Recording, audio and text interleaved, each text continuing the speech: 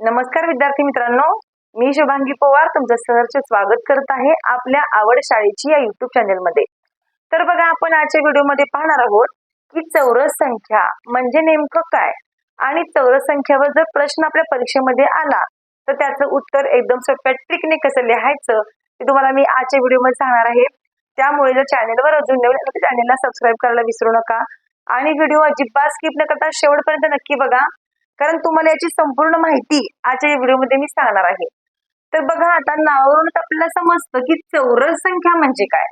आता चौरस कसा असतो, तर चौरस असा असतो म्हणजे याच्या चारही बाजू ज्या असतात त्या समान असतात, बरोबर। याच्या चारही ज्या बाजू असतात त्या समान असतात, कोणती मोठी नसते किंवा कोणती लहान नसते, याला आपण चौरस असं म्हणतो। मग आता चौरस संख्या म्हणजे नेमकं काय ते आपण आजच्या व्हिडिओमध्ये बघणार आहोत। तर बघा, चौरस संख्या म्हणजे पूर्ण वर्ग संख्या, ही त्याची व्याख्या आहे। चौरस संख्या म्हणजे पूर्ण वर्ग संख्या किंवा अशी संख्या की त्या संख्येला त्याच संख्येने गुणले असता येणारा जो गुणाकार आहे त्याला आपण चौरस संख्या असं म्हणतो। तर बघा, तुम्हाला प्रश्न असा येतो परीक्षेला की चौथी चौरस संख्या कोणती, चौथी चौरस संख्या कोणती, चौरस संख्या कोणती। तर तुम्हाला प्रश्न अशा प्रकारे येतो की चौथी चौरस संख्या कोणती। तर काय करायचं असतं, एकदम सोपं आहे। तुम्ही 4चा वर्ग लिहू शकता किंवा 4 गुणिले 4 तुम्ही करू शकता। म्हणजे जी संख्या आपल्याला दिलेली आहे त्या संख्येचा त्याच संख्येशी गुणाकार करणे याला चौरस संख्या असं म्हणतात। आता बघा, 4चा वर्ग आहे 16 आणि 4 चौक 16, हे याचं उत्तर असणार आहे। म्हणजे 16 या प्रश्नाचं उत्तर असणार आहे। म्हणजेच बघा, जर काही बिंदू दिले असतील आणि जर त्या बिंदूपासून आपण एखादी चौरसाकृती तयार करतो तर त्याला सुद्धा आपण चौरस संख्या असं म्हणतो। आता बघा, आपण याची कन्सेप्ट आधी क्लिअर करूया। पहिल्यांदा बेसिक माहिती आपण याची बघूया आणि नंतर आपण काय करूया की काही थोडी एक्झाम्पल आपण घेणार आहोत। पण तुम्ही आधी कन्सेप्ट क्लिअर करून घ्या की चौरस संख्या म्हणजे नेमकं काय, हे आधी आपण कन्सेप्ट क्लिअर करूया आणि मग आपण एक्झाम्पलला सुरुवात करूया। जर बघा मित्रांनो, तुम्हाला ही कन्सेप्ट लक्षात ठेवायची असेल तर एक गोष्ट करा। तर बघा, जर दिलेल्या संख्येच्या एकक स्थानी 0, 1, 4, 5, 6 आणि 9 या संख्या असतील, एकक स्थानी जर या संख्या असतील तर ती चौरस संख्या असते, चौरस संख्या असते। आणि जर दिलेल्या संख्येच्या एकक स्थानी 2, 3, 7 व 8 या संख्या असतील तर ती चौरस संख्या नसते। फक्त तुम्ही हे लक्षात ठेवा, म्हणजे तुम्हाला तुमचं उत्तर पटकन काढता येणार आहे। बघा, जर दिलेल्या संख्येच्या एकक स्थानी 0, 1, 4, 5, 6 आणि 9 या संख्या असतील तर ती संख्या चौरस संख्या असते। आणि जर दिलेल्या संख्येच्या एकक स्थानी 2, 3, 7 व 8 यापैकी कोणताही अंक असेल तर ती चौरस संख्या नसते, हे लक्षात ठेवा। आता जर तुम्हाला असा प्रश्न आला 1 ते 100 पर्यंत, 1 ते 100 पर्यंत एकूण किती चौरस संख्या आहेत, 1 ते 100 पर्यंत एकूण किती चौरस संख्या आहेत, किती चौरस संख्या आहेत, तर तुम्ही याचं उत्तर कसं काढाल। बघा, अगोदर आपण काय करायचं, 1चा वर्ग लिहायचा, मग 2चा वर्ग लिहायचा, मग 3चा वर्ग लिहायचा, त्यानंतर मग 4चा वर्ग लिहायचा, त्यानंतर मग 5चा वर्ग लिहायचा, मग 6चा वर्ग लिहायचा, मग 7चा वर्ग लिहायचा, मग 8चा वर्ग लिहायचा, त्यानंतर मग 9चा वर्ग लिहायचा आणि मग 10चा वर्ग लिहायचा।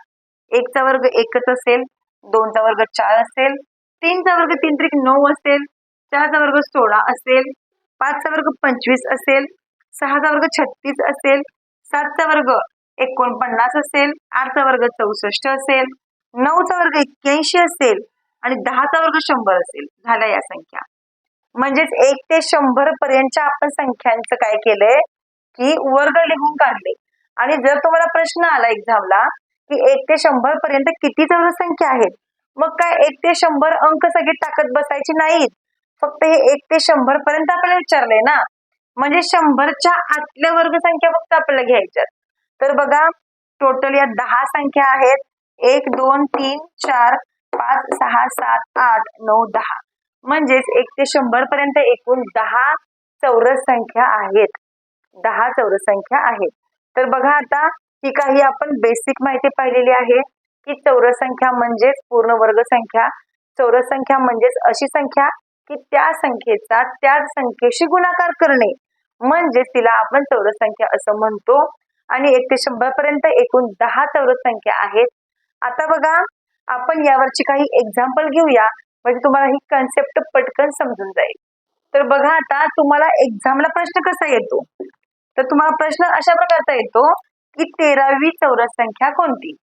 13वी चौरस संख्या कोणती. तुम्हाला कोणतीही चौरस संख्या विचारू दे, तुम्ही त्या संख्येचा त्याच संख्येशी गुणाकार करायचा किंवा जर तुम्हाला वर्ग पाठ असतील तर तुम्ही त्याचं वर्ग सुद्धा लिहायचं आहे. आता बघा 13वी चौरस संख्या कोणती असं विचारलंय. मग जर तुम्हाला 13चा वर्ग माहित असेल तर तुम्ही त्याचं उत्तर पटकन लिहू शकाल की 169. 169 हे याचं उत्तर येणार आहे. किंवा जर तुम्हाला याचा वर्ग माहित नसेल तर तुम्ही 13 गुणिले 13 असं करू शकता. किंवा जर तुम्हाला वर्ग काढण्याची सोपी ट्रिक माहिती असेल तर हे तुम्हाला खूप उपयोगी पडणार आहे. जर 13चा तुम्हाला वर्ग माहित नाहीये आणि जर तुम्हाला त्याचा वर्ग ट्रिकने काढायचा आहे तर काय करायचं, आता तुम्हाला इथं वर्ग काढायचा आहे ना, तर 3 आहे, अगोदर 3चा वर्ग लिहा. 3चा वर्ग आहे 9. मग फक्त 9 लिहायचं का, तर अजिबात नाही, त्या 9च्या अगोदर 0 लिहायचा म्हणजे 0 9 लिहायचं. आणि बघा 1चा वर्ग किती आहे, तर 1चा वर्ग हा 1च असणार आहे. मग 1 लिहायचं पण त्याच्या अगोदर 0 लिहायचा. जेव्हा तुमचं उत्तर 1 अंकी येतं तेव्हा त्याच्या अगोदर 0 लिहायला विसरायचा नाही. आता बघा इथं खाली याच्या खाली काहीच लिहायचं नाही. आता बरोबर मध्ये लिहायचं. तर मध्ये काय लिहायचं, तर या तिन्हींचाही गुणाकार करायचा. बघा 3 दोन्ही होतील 6 आणि 6 एक्के होतील 6. ते या 0च्या खाली बरोबर लिहायचं. जर 2 संख्या असतील 2 संख्या बरोबर इथं अशा मांडायच्या. आता यांची करायची ऍडिशन 9 6 आणि 1 म्हणजेच 169 याचं उत्तर येणार आहे. जर तुम्हाला वर्ग पाठ असतील तर काही प्रॉब्लेमच नाहीये, पण जर तुम्हाला वर्ग पाठ नसतील तर तुम्ही अशा प्रकारे वर्ग काढायचे आहेत एकदम सोप्या ट्रिकने आणि तुम्ही तेच आन्सर लिहायचं आहे. म्हणजे 13वी चौरस संख्या कोणती असणार आहे, तर 169 असणार आहे. आता आपण प्रश्न पुढचा घेऊया. बघा जर तुम्हाला विचारलं की 25वी चौरस संख्या कोणती, 25वी चौरस संख्या कोणती, तुम्हाला जर असा प्रश्न आला तर आता एकदम सोपं आहे. सर्वांना 25चा वर्ग तर माहीतच आहे. तर 25चा वर्ग किती आहे, 225 आहे. म्हणजे हेच याचं उत्तर येणार आहे. हे याचं उत्तर येणार आहे. पण समजा जर तुम्हाला एखाद्या संख्येचा वर्ग माहित नसेल, समजा तुम्हाला जर प्रश्न आला की 35वी चौरस संख्या कोणती, 35वी चौरस संख्या कोणती, जर तुम्हाला असा प्रश्न आला तर तुम्हाला आता 35चा वर्ग माहित नाहीये, मग तुम्हाला मगाशी मी जी ट्रिक सांगितली तुम्हाला ती तर उपयोगी पडणार आहे. पण जर एकक स्थानी 5 आणि जर 0 असेल तेव्हा ट्रिक वेगळी आहे. आणि जेव्हा एकक स्थानी 0 आणि 5 नसेल तेव्हा काय करायचं ती तुम्हाला ट्रिक मगाशी मी सांगितलेली आहे. आता बघा तुम्हाला जर 35चा वर्ग माहित नसेल तर तुम्हाला इथं 35 गुणिले 35 करावे लागतील. मग त्यात तुमचा खूप वेळ जाईल. पण जर तुम्हाला ही ट्रिक माहित झाली तर काय करायचं आहे, बघा इथं 5 आहे ना अगोदर, मग 5चा वर्ग 25 असतो, ते 25 अगोदर लिहून घ्यायचं झालं. आणि फक्त या 3चा गुणाकार याच्या पुढच्या अंकाशी करायचा. 3च्या पुढची संख्या कोणती आहे, तर 4 आहे. म्हणजेच चरित्रिक्रम 12 होतील, ते 12 इथं लिहायचे. झालं आपलं उत्तर. म्हणजेच 35वी चौरस संख्या 1225 असणार आहे. तर अशा प्रकारे मित्रांनो अजिबात वेळ वाया जात नाही आपला आणि एका सेकंदामध्ये आपलं उत्तर आपण काढू शकतो. बघा आता पुढचा प्रश्न आपण घेऊया.